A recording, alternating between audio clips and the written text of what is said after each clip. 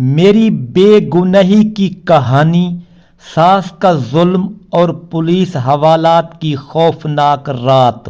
میرا نام عائشہ ہے اور میری زندگی کی کہانی کسی افسانے کی طرح نہیں بلکہ ایک تلخ حقیقت ہے جس نے مجھے رشتوں کے اصل چہرے دکھائے اور صبر کی انتہا سکھائی۔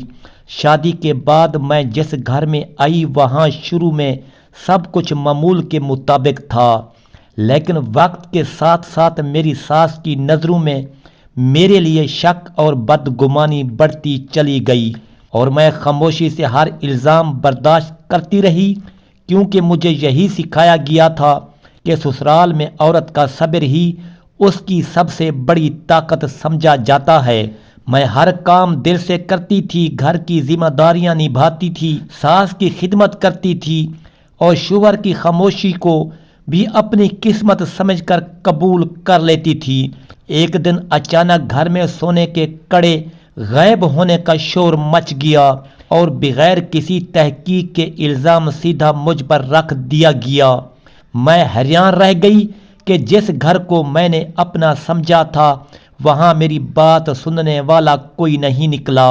میں نے بار بار صفائی دی، قسمیں کھائیں، رو رو کر کہا کہ میں نے چوری نہیں کی، لیکن میری ساس کا دل جیسے پتھر بن چکا تھا اور میرے شوہر نے ماں کے سامنے ایک لفظ بولنے کی بھی ہمت نہ کی۔ پولیس کو بلایا گیا اور مجھے ایک مجرم کی طرح گھر سے باہر نکال دیا گیا۔ محلے والوں کی نظریں مجھ پر تھیں اور میں شرمندگی سے زمین میں گڑی جا رہی تھی۔ تھانے کے حوالات میرے لیے کسی قید خانے سے کم نہ تھی، جہاں ہر سانس گٹھن بن کر اتر رہی تھی۔ وہاں بیٹھ کر مجھے بار بار یہی خیال آ رہا تھا، میں نے آخر ایسا کیا گناہ کیا ہے کہ مجھے بغیر ثبوت کے سزا دی جا رہی ہے۔ وقت آہستہ آہستہ گزرتا رہا اور ہر لمحہ مجھے اندر سے توڑ رہا تھا۔ میرے ذہن میں اپنے میکے کی یادیں گردش کرنے لگیں، جہاں مجھے عزت اور تحفظ ملا تھا، لیکن یہاں آ کر سب کچھ ایک لمحے میں چھن گیا تھا۔ سخت آوازیں، اجنبی چہرے اور حوالات کا ماحول میرے خوف کو بڑھا رہا تھا، مگر میں نے خود کو سنبھالنے کی کوشش کی۔ سب سے زیادہ تکلیف مجھے اس بات نے دی کہ جس شخص کو میں نے اپنا ہم سفر مانا تھا اس نے ایک بار بھی میرا ساتھ دینے کی کوشش نہیں کی۔ میں سوچتی رہی کہ جب عورت پر الزام لگ جائے تو اس کی سچائی کیوں بے معنی ہو جاتی ہے۔ میں نے اسی اندھیرے میں اپنے رب سے فریاد کی کہ وہی سچ جاننا ہے اور وہی میری بے گناہی ثابت کرے گا۔ اسی قرب اور بے بسی میں وقت گزرتا رہا اور مجھے یہ احساس ہونے لگا کہ یہ صرف شروعات ہے، اصل امتحان ابھی باقی ہے اور سچ کو سامنے آنے کے لیے مجھے مزید صبر اور حوصلے سے کام لینا ہوگا، کیونکہ ہر اندھیرے کے بعد روشنی ضرور آتی ہے۔ حوالات کی وہ رات ختم ہونے کا نام نہیں لے رہی تھی اور وقت جیسے جان بوجھ کر سست چل رہا تھا۔ میں فرش کے ساتھ ٹیک لگا کر بیٹھی ہوئی تھی، دیوار کی نمی میری ہتھیلیوں میں اتر رہی تھی اور ذہن میں ایک ہی سوال گردش کر رہا تھا کہ اگر سچ سامنے نہ آیا تو میری زندگی کا انجام کیا ہوگا۔ باہر سے آنے والی آوازیں دل کی دھڑکن کو اور تیز کر دیتی تھیں، کبھی کسی قیدی کی چیخ، کبھی کسی پولیس والے کی سخت آواز اور کبھی لوہے کے دروازے کے بند ہونے کی گونج۔ ہر آواز میرے اعصاب پر ہتھوڑے کی طرح لگ رہی تھی۔ میں نے آنکھیں بند کیں تو شوہر کا چہرہ سامنے آ گیا، وہی چہرہ جو کبھی تحفظ کا احساس دیتا تھا اور آج اسی نے مجھے اس اندھیرے میں دھکیل دیا تھا۔ مجھے یہ سمجھ نہیں آ رہی تھی کہ انسان اتنی آسانی سے کیسے بدل جاتا ہے، یا شاید میں ہی اسے کبھی پہچان نہیں پائی تھی۔ کچھ دیر بعد ایک عورت کو میرے برابر والی جگہ پر لا کر بٹھایا گیا۔ اس کے چہرے پر خوف صاف نظر آ رہا تھا اور اس کے کپڑے اس بات کی گواہی دے رہے تھے کہ وہ بھی کسی اچانک الزام کا شکار ہوئی ہے۔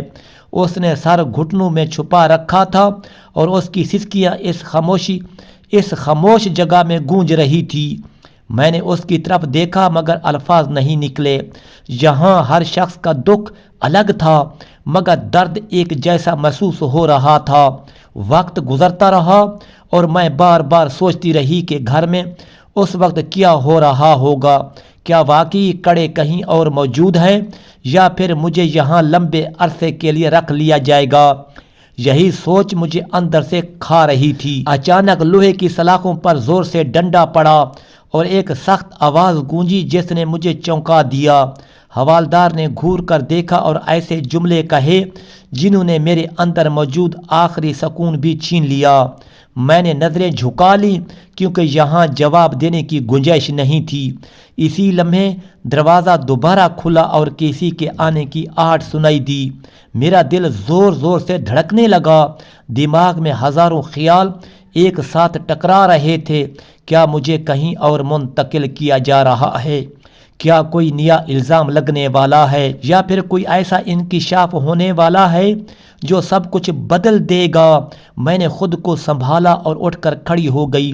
قدم لڑ کھڑا رہے تھے مگر میں نے خود کو گرنے نہیں دیا۔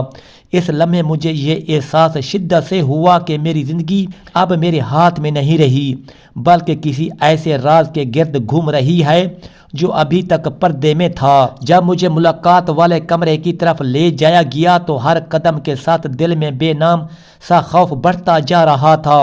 مجھے نہیں معلوم تھا کہ سامنے کون ہوگا، کوئی اپنا یا کوئی اور نیا زخم۔ بس اتنا یقین تھا کہ جو بھی ہونے والا ہے وہ معمولی نہیں ہوگا۔ کہیں ایسا نہ ہو کہ یہ کہانی یہاں ختم نہ ہو بلکہ ایک ایسے موڑ پر پہنچ جائے جہاں سے واپسی ممکن ہی نہ رہے۔ ملاقات کے کمرے میں داخل ہوتے ہی مجھے یوں محسوس ہوا جیسے میری سانسیں کسی نے مٹھی میں بند کر لی ہوں۔ سامنے رکھی ہوئی کرسی پر بیٹھتے وقت میرے ہاتھ کانپ رہے تھے اور ذہن میں مسلسل وہی منظر گردش کر رہا تھا کہ کس طرح بنا کسی ثبوت کے مجھ پر الزام لگا دیا گیا اور جس گھر کو میں نے اپنا سمجھا تھا اسی گھر نے مجھے پولیس کے حوالے کر دیا تھا۔ میں نے کبھی سوچا بھی نہیں تھا کہ ایک عورت کے لیے سب سے بڑا جرم اس کی خاموشی بن جائے گا۔ میں نے سچ کہا تھا، میں نے چیخ چیخ کر بتایا تھا کہ میں نے کوئی چوری نہیں کی مگر میری آواز دیواروں سے ٹکرا کر واپس آ گئی تھی اور کسی دل تک نہیں پہنچی تھی۔ سامنے میرے بھائی کو دیکھ کر آنکھوں میں جمع بوجھ کسی حد تک ہلکا ضرور ہوا مگر دل کا سوال وہیں کا وہیں تھا کہ اگر سچ ثابت نہ ہوا تو کیا میں اسی الزام کے ساتھ زندگی گزاروں گی؟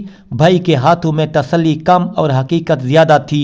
وہ جانتا تھا کہ یہ معاملہ آسان نہیں ہے کیونکہ الزام گھر کے اندر سے لگا ہے اور ایسے الزام اکثر عدالت سے پہلے معاشرے میں فیصلہ سنا دیتے ہیں۔ میں خاموشی سے اس کی باتیں سنتی رہی اور میرے سامنے وہ تمام لمحے گھومتے رہے جب میں نے اس گھر کے لیے اپنی ذات پیچھے چھوڑ دی تھی۔ میں نے کبھی ساس کے سامنے زبان نہیں کھولی تھی، کبھی شوہر سے شکایت نہیں کی تھی اور کبھی نند کے رویے پر سوال نہیں اٹھایا تھا۔ حوالات میں واپس آ کر میں دیر تک ایک ہی جگہ بیٹھی رہی۔ اب رونا بھی بے معنی لگنے لگا تھا کیونکہ آنسو صرف آنکھوں کو ہلکا کرتے ہیں، حالات کو نہیں بدلتے۔ مجھے بار بار یہی سوچ سنا رہی تھی کہ اگر وہ کڑے واقعی کسی اور کے پاس نکل آئے تو کیا وہ لوگ شرمندگی محسوس کریں گے یا پھر سب کچھ تقدیر کے کھاتے میں ڈال کر آگے بڑھ جائیں گے۔ میں جانتی تھی کہ سچ سامنے آنا صرف میری رہائی کا مسئلہ نہیں تھا بلکہ میری عزت، میری پہچان اور میرے وجود کا سوال بن چکا تھا۔ اسی دوران حوالدار کے رویے میں ہلکی سی تبدیلی محسوس ہوئی۔ اس کی باتوں میں پہلے جیسی سختی نہیں رہی تھی اور اس کی نظریں بار بار جیسے کسی آنے والے حکم کی منتظر تھی۔ مجھے سمجھ نہیں آ رہا تھا کہ یہ محض اتفاق ہے یا پھر واقعی کچھ ایسا سامنے آ رہا ہے جو اس کہانی کو ایک نیا موڑ دینے والا ہے۔ دل کے کسی کونے میں ایک اندیشہ بھی تھا کہ کہیں یہ سب دیر سے سامنے نہ آئے اور نقصان ہو چکا ہو، کیونکہ بعض سچ وقت پر نہ آئیں تو بے معنی ہو جاتے ہیں۔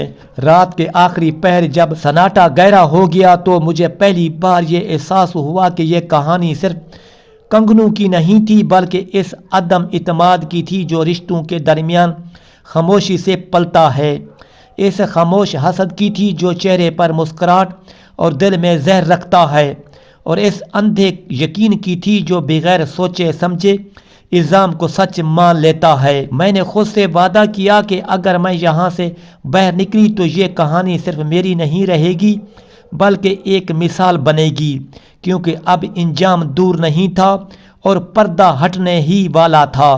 صبح کی پہلی روشنی ابھی پوری طرح پھیلی بھی نہیں تھی کہ حوالات کا دروازہ کھلا اور ایک پولیس اہلکار نے میرا نام پکارا۔ اسی لمحے میرے دل کی دھڑکن اس قدر تیز ہو گئی کہ مجھے لگا شاید اب کوئی نیا الزام سننے کو ملے گا، مگر جب میں باہر نکلی تو سامنے وہی ساس کھڑی تھی جس کی ایک انگلی کے اشارے پر مجھے یہاں بند کر دیا گیا تھا۔ اس کے چہرے کا رنگ بدلا ہوا تھا، آنکھوں میں وہ غرور نہیں تھا جو کل تک تھا، بلکہ ایک عجیب سی شکست اور خوف تھا جو صاف نظر آ رہا تھا۔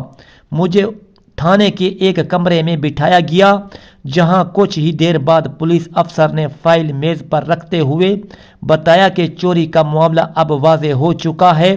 وہ کنگن جو میرے نام پر الزام بنے تھے وہ گھر ہی سے برآمد ہوئے ہیں۔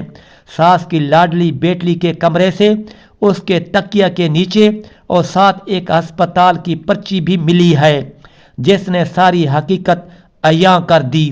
سب پر یہ انکشاف بجلی بن کر گرا کہ گھر کی عزت کہلانے والی بیٹی ہی اصل مجرم تھی اور مجھے قربانی بنا کر اصل راز چھپانے کی کوشش کی گئی تھی۔ جب مجھے تھانے سے رہا کیا گیا تو وہ قدم جو اندر آتے وقت کانپ رہے تھے اب بھاری ہو چکے تھے، کیونکہ حوالات کی ہوا صرف جسم کو نہیں لگتی، انسان کے اندر تک اتر جاتی ہے۔ ساس اور شوہر دونوں سامنے کھڑے تھے مگر اب ان کی نظریں مجھ سے نہیں ملتی تھیں۔ شوہر نے معافی مانگنے کی کوشش کی مگر وہ اعتماد جو ٹوٹ جائے وہ لفظوں سے واپس نہیں آتا۔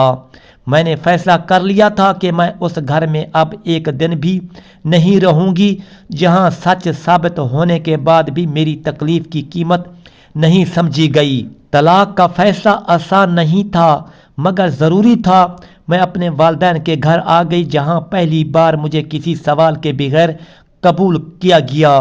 کچھ مہینے خاموشی اور تنہائی میں گزرے، دل میں درد بھی تھا اور یادیں بھی، مگر زندگی وہیں رکنے کا نام نہیں لیتی۔ میں نے ایک تربیتی ادارے میں کام شروع کیا جہاں میں نے دکھی عورتوں اور لڑکیوں کے ساتھ وقت گزارا۔ وہیں مجھے احساس ہوا کہ میرا زخم کسی اور کے لیے سہارا بن سکتا ہے۔ وقت کے ساتھ نوکری بہتر ہوتی گئی، خود اعتمادی واپس آنے لگی، اور پھر قسمت نے ایک اور موڑ لیا۔ ایک ایسا رشتہ آیا جس میں میرا ماضی میرا جرم نہیں بلکہ میری طاقت سمجھا گیا۔ میں نے دوبارہ شادی کی، اس بار خوف کے بغیر، شک کے بغیر اور الزام کے بغیر۔ آج جب میں پیچھے مڑ کر دیکھتی ہوں تو حوالات کی وہ رات مجھے کمزور نہیں بلکہ مضبوط بنا چکی ہے۔ یہ کہانی صرف کنگنوں کی نہیں تھی، یہ اس سچ کی تھی جو دیر سے سامنے آیا مگر آیا ضرور، اور یہی اس کہانی کا انجام ہے۔ ظلم وقتی ہوتا ہے مگر حقیقت آخر کار اپنا راستہ خود بنا لیتی ہے۔